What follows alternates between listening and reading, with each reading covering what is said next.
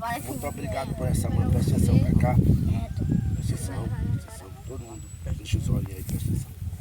Pai, obrigado por essa manhã, pela vida de cada uma dessas crianças, pela vida dos seus pais, sua mãe, que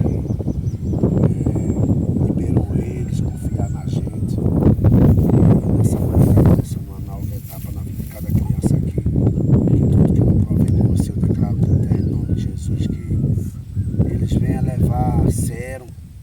Isso é um momento de confraternização, é um momento de crescimento para eles, coisas boas que vai vir para a vida deles, que princípio teu na vida de cada um deles, e que sonhos, Pai, no coração de cada um deles eles têm sonho, eles possam, Senhor, nessa manhã abrir o entendimento de cada um deles, e que toda criança que vinha aqui, eles têm no coração dele que não pode fazer acepção de pessoa, que tem que todo mundo tratar igual, respeitar um outro, que é uma das coisas mais bonitas na vida do ser humano, é o respeito.